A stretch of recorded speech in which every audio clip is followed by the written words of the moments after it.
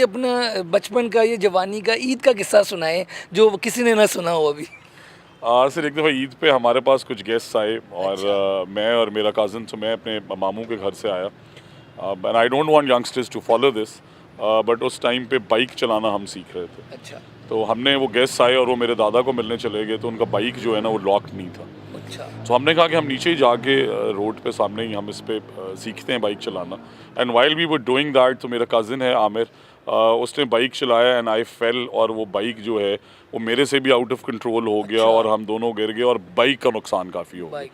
So now we are thinking कि यार अब वो चलें, एक ऐसा एस्पेक्ट तो ये था कि हाँ। हमें बड़ी छोटी छोटी मामूली चूटें आई, हमने बाइक चलाना भी सीख लिया, और शरीफ आदमी का बाइक का क्या करना। अच्छा। फिर हमने उस बाइक को एक लोड किया। उस ज़माने के अंदर पुराने घोड़े और टांगों हाँ। का निज़ाम चलता था, उस पे लोड किया। अब हम जब लेके जा रहे थे शहर की तरफ, तो सब देख रहे थे, because my father in the family was in politics as well, कि ये बच्चे बाइक कहाँ ले जा रहे हैं। अच्छा। तो सारे हजूम ने तो हमें घेर पकड़ेगा लिया, फिर। और फिर उन्होंने हमारे पेरेंट्स को बुलाया, और हम वहाँ से बाइक अच्छा। छोड़ के घर अंदर भाग गए। बट इवेंचुअली वही डांट, और उस डांट का भी अपना ही मज़ा। हाँ सर, माशाल्लाह आप बड़े दबंग है। आपकी वीडियोस हमने देखी, आप घुड़सवारी भी कर रहे हैं।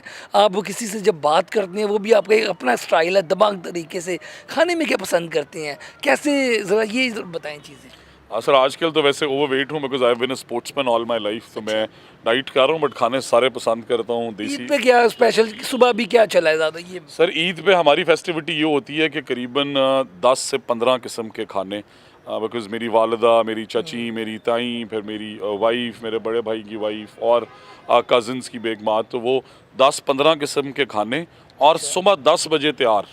अच्छा। सो ईद प्रॉपर नमाज 10 पढ़ के बजे। आना है, और उसके 1 घंटे बाद, 2 बाद सब दोस्तों को मिलना है, और 10 साढ़े 10 बजे वो फेस्टिविटी। और फिर हमारी एक स्पेशलिटी है कि हम तंदूर के अंदर एक रोटी तैयार कराते हैं, जिसकी एक साइड इज़ जो हमारे गाँव के अंदर रेड चटनी होती है, अच्छा। दूसरी इज़ ग्रीन, और उससे क्लब करके फिर तंदूर में बेक करते हैं, अच्छा। और उसके ऊपर फिर देसी घी लगा के, और बेहतरीन किस्म की फेस्टिविटी होती है।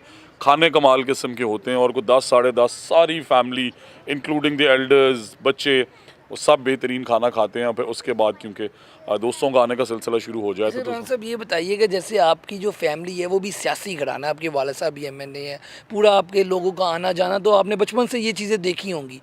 तो इसको कैसे मैनेज करते हैं, फैमिली को टाइम जो है वो कैसे देते हैं, बच्चों को टाइम कैसे देते हैं, ये मुश्किल नहीं होता?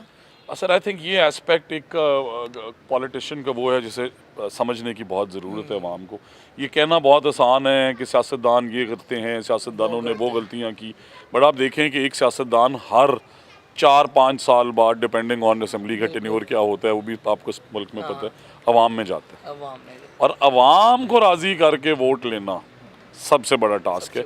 और दूसरा आप देखें कि उसकी फैमिली लाइफ, मतलब मैं ऑनेस्टली समटाइम्स आई थिंक कि आप सोचें कि एक वालिद के नज़र से कि आपको आपकी बेटी और बेटा कह रहे हैं कि हमें कहीं लेके जाएं, आपके पास वसाइल भी हैं, सब कुछ है, बट आप इसलिए नहीं लेके जा सकते क्योंकि आपने किसी मीटिंग पे कमिट किया हुआ है, आपने मुल्तान जाना है आपने, और फिर उनकी उनकी इम्पॉर्टेंट बर्थडेज अंदर रह जाती हैं, बिकॉज जब आप काम कर रहे हो तो। बट मैं आई थिंक पॉजिटिव साइड ये है इसकी कि इन सेक्रीफाइसेस को इवेंचुअली खुदा देख रहे हैं, बिल्कुल। And it pays back. ये नहीं हो सकता कि आप हुकूकुल इबाद पूरे कर रहे हैं, बिकॉज जब आप आवाम की खिदमत कर रहे हैं तो आप हुकूकुल इबाद पे काम अच्छा कर रहे राना साहब, ये बताइएगा, आप माशाल्लाह बैरून मुल्क आपने तलीम भी हासिल की, फिर जो आपने देखा आपका सियासत में जो एंट्री थी ये कैसे हुई? कोई सोचा था आपने कि इधर आना है?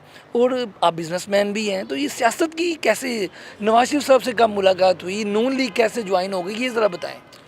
सर नून लीग का सफ़र तो बहुत पुराना है। हम प्री पार्टीशन ही मुस्लिम लीग ही हैं अल्हम्दुलिल्लाह। और फिर राना फूल साहब 7 टाइम्स मेंबर रहे, मेरे दादा के बड़े भाई हैं, फिर राना इकबाल साहब।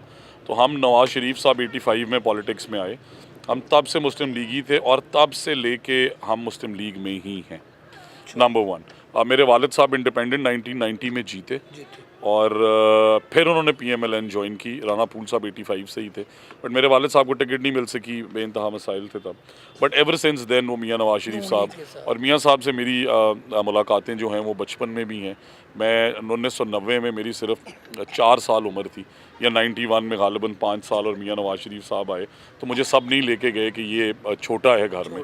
बट मुझे याद है कि मैं हमारे घर के अंदर मैंने अपने गार्ड को और हमारा घोड़ों पे जो साइस होता है उससे और 2-3 उन्होंने साथ पकड़ा, और मैंने कहा मैंने नवाज शरीफ साहब से मिलना है। अच्छा। और मेरी एचएसएन की टर्बन आई हुई थी उस ज़माने में, तो मैं वो लेके चला गया। फिर मियाँ नवाज शरीफ साहब 2008 के बाद लंबी एग्ज़ाइल के बाद जब पाकिस्तान आए तो फूल नगर उन्होंने 3 दिन बाद मेरी दादी के अफसोस के लिए आए और जलसा किया।